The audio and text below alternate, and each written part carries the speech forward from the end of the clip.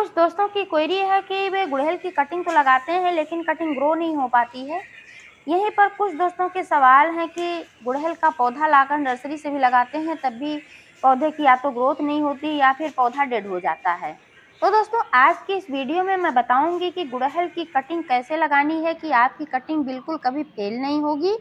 और अगर आपके पौधे की ग्रोथ नहीं हो रही है तो कौन सा फर्टिलाइजर देना है जिससे कि पौधे की ग्रोथ तेजी से होगी और जल्द ही कलियां बनना भी स्टार्ट हो जाएंगी। तो दोस्तों वीडियो पर अंत तक बने रहे, बिना स्किप किए पूरा देखें और जानकारी अगर पसंद आए तो लाइक करें, शेयर करें। चैनल को भी तक सब्सक्राइब नहीं किया है तो प्लीज चैनल को भी सब्सक्राइब करके बेल आइकन को प्रेस कर लें ताकि सारे अपडेट्स आपको मिलते रहें। नमस्कार दोस्तों, स्वागत है मेरे YouTube channel gardening with Poonam में। दोस्तों मेरे पास जितने भी गुड़हल के पौधे हैं मैंने सभी पौधों को कटिंग से ग्रो किया है। कोई भी पौधा मैं नर्सरी से लेकर नहीं आई, फिर चाहे ये देसी गुड़हल का पौधा है या फिर चाइनीज रोजा हिबिस्कस है।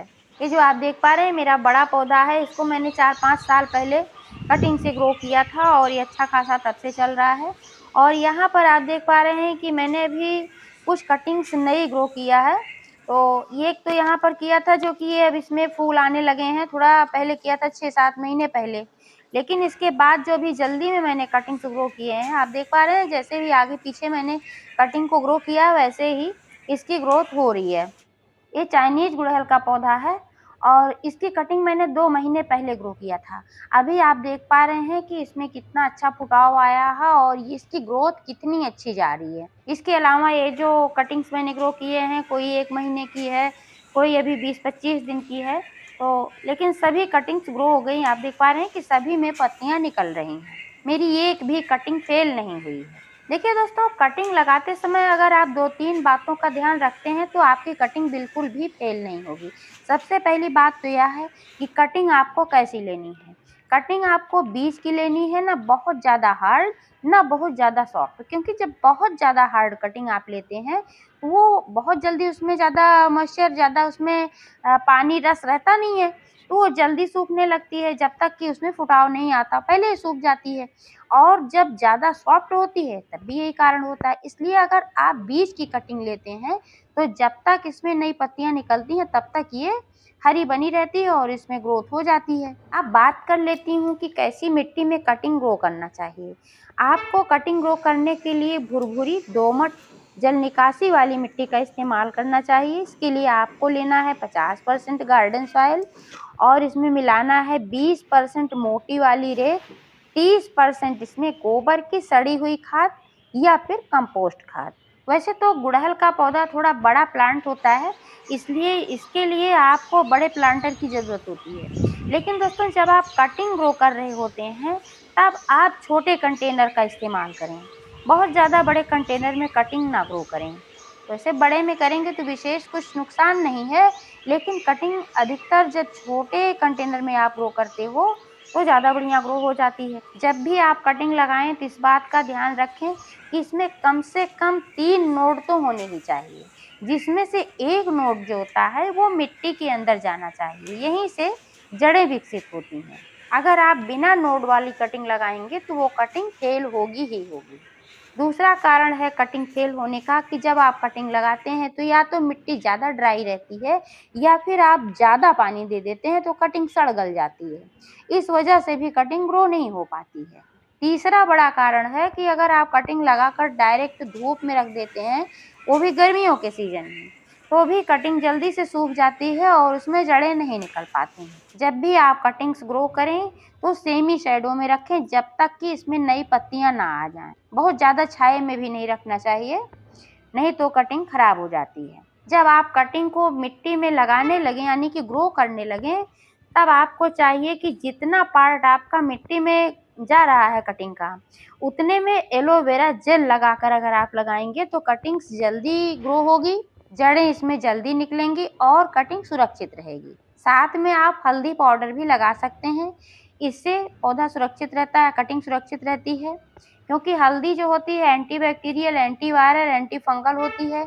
इसकी वजह से कटिंग सड़ने गलने नहीं पाती, मिट्टी में फंगस वगैरह नहीं लगने पाते। अब बात आती है कि अगर कटिंग ग्रो हो गई है लेकिन आपके पौधे का विकास नहीं हो रहा है, पौधा बस ऐसे ही छोटा सा पड़ा हुआ है, तब आपको कौन सा फर्टिलाइज़र देना चाहिए और क्या केयर करना चाहिए। अब आगे का वीडियो आपको बहुत ही ध्यान से देखना है। गर्मियों के सीजन में तो गुड़हल के पौधे को सिर्फ सुबह की 2-3 घंटे की धूप मिल जाती है तो पर्याप्त होता है इसकी ग्रोथ के लिए, फ्लावरिंग के लिए।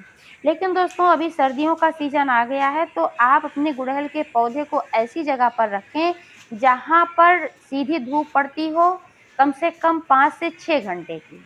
तब आपका पौधा तेजी से ग्रोथ करेगा और फंगस वगैरह से भी बचा रहेगा, क्योंकि अगर पौधा छाए में रहता है तो फंगस वगैरह भी लगता है और सर्दियों में धूप नहीं लगती है तो पत्तियां भी पीली पड़ने लगती हैं, क्योंकि क्या होता है कि लगातार पौधे की मिट्टी में नमी बनी रहती है और वहाँ फिर जो जड़ें होती हैं वो स्ट्रेस में चली जाती हैं, आपका पौधा खराब होने लगता है। पानी का भी विशेष ध्यान रखें, ऐसे ही लगातार पानी ना डालते जाएं, मिट्टी को चेक करते रहें, ऊपर की मिट्टी हल्की सी ड्राई लगे तब आप इसमें पानी डालें। सर्दियों में अक्सर पत्तियां पीली पड़ने, कलियां झड़ने का एक कारण ये भी होता है कि आप लगातार बहुत ज़्यादा मात्रा में पानी डाल देते हो। लेकिन हाँ, नमी तो आवश्यक है, अगर नमी नहीं रहेगी तो भी पौधा आपका खराब होगा। गुड़हल हैवी फीडर प्लांट है, इसको ज़्यादा खिलाने पिलाने की ज़रूरत होती है, तभी इस पौधे की ग्रोथ भी अच्छी होती है और तभी इसमें कलियां और फूल भी बनते हैं। गुड़हल में एक समस्या ये भी होती है कि इसमें कीड़ों का अटैक बहुत ज़्यादा होता है। अक्सर इस पर चींटियां और मिलीबग्स का अटैक और ये स्पाइडर माइट्स का भी अटैक हो जाता है, एफिड्स का भी हो जाता है। तो इन सब से सुरक्षा के लिए आप नीम ऑयल का इस्तेमाल कर सकते हो या फिर नीम की पत्तियों से बना हुआ कीटनाशक आप यूज कर सकते हो। वैसे तो दोस्तों अभी मैंने बताया कि गुड़हल हैवी फीडर होता है, इसमें बहुत सारे फर्टिलाइजर डाले जाते हैं और ऐसे फर्टिलाइजर्स का इस्तेमाल किया जाता है अक्सर इसमें कि जिससे मिट्टी की अम्लीयता बनी रहे, क्योंकि गुड़हल की अच्छी ग्रोथ के लिए 6.5 से 7.5 पीएच लेवल वाली मिट्टी इसके लिए उपयुक्त होती है। इसकी अम्लीयता थोड़ी सी बनाकर रखनी होती है, क्योंकि गुड़हल के पौधे को थोड़ी अम्लीय मिट्टी पसंद होती है। अगर आप एनपीके का इस्तेमाल कर रहे हैं तो इसका अनुपात 7, 6 और 5 का होना चाहिए। जब भी आप पौधे में फर्टिलाइज़र दें तो कंटेनर और पौधे की उम्र के हिसाब से ही आपको इसमें फर्टिलाइज़र देना चाहिए। तो जैसे अभी आप देख पा रहे हैं कि मेरा जो पौधा है अभी ये 2 महीने का ज़्यादा से ज़्यादा है, छोटा पौधा है, अभी कटिंग से मैंने इसको ग्रो किया था, तो अभी इसमें बहुत ज़्यादा फर्टिलाइज़र मैं नहीं दूंगी। लेकिन हाँ, जब मैंने इस पौधे को ग्रो किया था तभी मैंने इसमें गोबर का सड़ा हुआ खाद डाला था और अब 2 महीना हो गया है, अब इसमें खाद डालने की ज़रूरत है। अगर अभी इसमें मैं फर्टिलाइज़र नहीं दूंगी तो फिर इस पौधे की ग्रोथ रुक जाएगी और पौधा खराब हो जाएगा। चूँकि यह पौधा छोटा है इसलिए इसमें मैं कई फर्टिलाइज़र एक साथ अभी नहीं दे रही हूँ। इसमें आज मैं सिर्फ एक ही फर्टिलाइज़र देने वाली हूँ जो कि है कंपोस्ट खाद।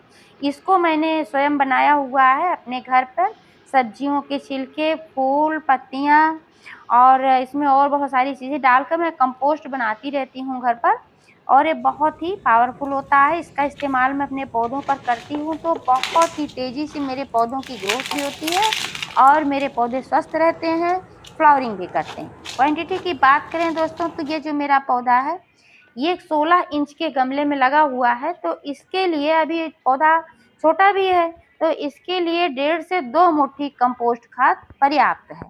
सबसे पहले मिट्टी की गुड़ाई करके इसमें से 2 इंच में मिट्टी निकाल लेती हूँ और मिट्टी निकालने के बाद जड़ों में ही यह फर्टिलाइज़र मैं देती हूँ। गमले में पौधे के चारों तरफ फैला देना है। इसके बाद करना क्या है कि जो ये मिट्टी मैंने निकाला था इसी मिट्टी को वापस से इसमें भर देना है और ऊपर से देना है पानी। जब भी आप कोई फर्टिलाइज़र दें तो पानी देना बिल्कुल भी ना भूलें, क्योंकि अगर आप पानी नहीं देंगे तो फ़ायदे के बदले नुकसान पहुंच सकता है। फर्टिलाइज़र देने का सही समय क्या है? दोस्तों फर्टिलाइज़र देने का समय भी जानना ज़रूरी होता है कि दोपहर के समय में किसी भी फर्टिलाइज़र का या किसी भी कीटनाशक का इस्तेमाल नहीं करना चाहिए। जब भी आप फर्टिलाइज़र दें अपने पौधों को तो शाम के समय पर ही दें। तो दोस्तों इस तरीके से आप अपने गुड़हल के पौधे की ग्रोथ बढ़ाएं, ढेर सारी फ्लावरिंग पाएँ। तो जानकारी कैसी लगी कमेंट करके अवश्य बताइएगा। पूरा वीडियो देखने के लिए बहुत बहुत धन्यवाद।